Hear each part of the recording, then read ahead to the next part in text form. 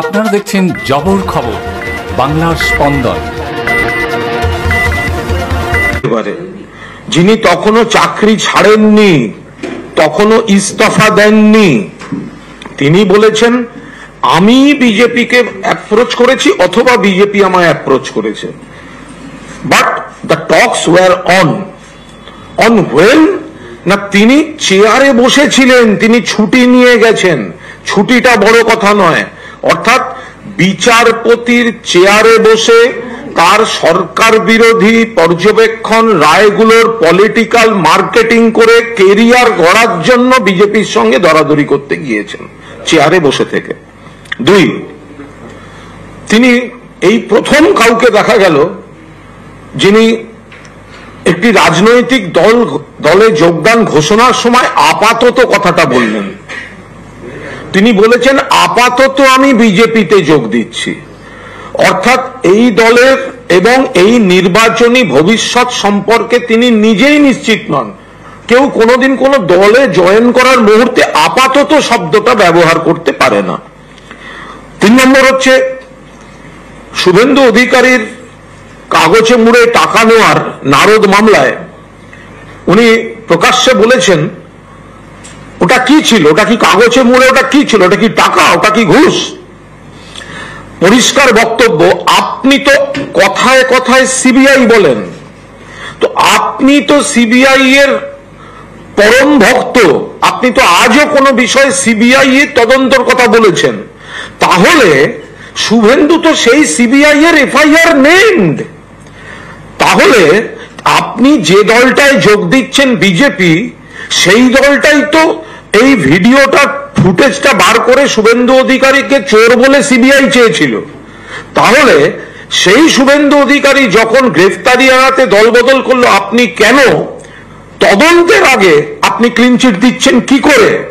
আপনি মুখে দুর্নীতির বিরুদ্ধে কথা বলছেন, কিন্তু আপনি রাজনৈতিক ক্ষমতার জন্য আপনি দুর্নীতির সঙ্গে আপোষ করছেন। আপাতমস্তক দুর্নীতিগ্রস্ত নারদার সিবিআই এর এফআইআর নেম শুভেন্দু অধিকারীকে আপনি ক্লিনচিট দিচ্ছেন তদন্তের আগে। আপনি আজ আদালত অবমাননা করেছেন।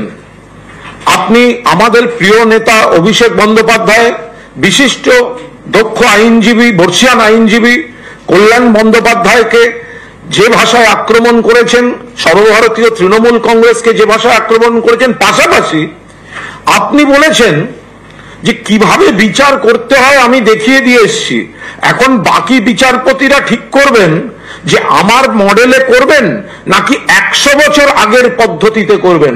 আপনি বিচার ব্যবস্থা এবং বিচারপতিদের অপমান করেছেন নিজের ইমেজ বিল্ডিং এর জন্য। আপনি তৃণমূলের মুখপাত্রদের বিরুদ্ধে অভিযোগ তুলেছেন যে বিচারের রায়ের নয়, বিচারকের সমালোচনা করা হয়েছে। আমি আনন্দের সঙ্গে জানাচ্ছি আজকে প্রমাণিত তৃণমূল সঠিক লোককেই আক্রমণ করেছিল। আপনার আজকে প্রেস কনফারেন্স প্রমাণ করে দিচ্ছে যে তৃণমূলের মুখপাত্ররা সঠিক লোককে আক্রমণ করেছিলেন, যার মুখোশের আড়ালে আসল মুখ সিপিএম চিনতে পারেনি, কংগ্রেস চিনতে পারেনি, কিন্তু তৃণমূল কংগ্রেস চিনতে পেরেছিল।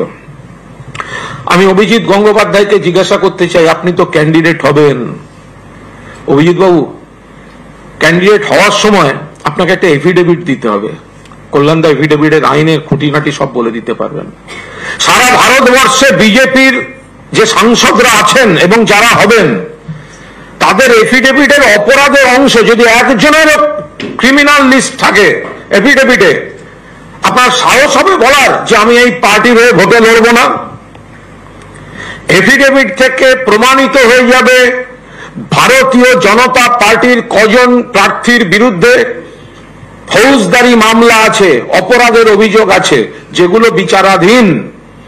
তাহলে অভিজিৎ বাবু আপনি শপথ করে বলতে পারবেন, এই চ্যালেঞ্জটা নেবেন যে আপনি এত সততার সার্টিফিকেট যে বিজেপিকে দিয়েছেন, আপনার সঙ্গে যারা ভোটে লড়বেন সারা ভারতবর্ষে, এমনকি সারা পশ্চিমবঙ্গে, তাদের এফিডেভিটে যদি ক্রিমিনাল কেস থাকে, তাহলে আপনাকে বলতে হবে আমি লড়বো না, এই বিজেপি দলেও অভিযুক্ত আছে, নানা ধরনের অভিযোগ আছে। এবং আমি শেষ করব এইটা বলে, যে ভাষায় অভিষেককে আক্রমণ করেছেন কল্যাণদা জবাব দেবেন। ভেতরে যদি এত বিষ থাকে কারুর কোন দলের অবস্থান সম্পর্কে, কোন রাজনৈতিক প্রতিষ্ঠিত তরুণ তুর্কি নেতা সম্পর্কে, তাহলে তিনি যতদিন বিচার করেছেন তাহলে তার ভেতরের সেই বিষ এবং পক্ষপাতটা তো সেই বিচারে প্রতিফলিত হয়েছে। তাহলে সেই বিচারের কি ভ্যালু ছিল?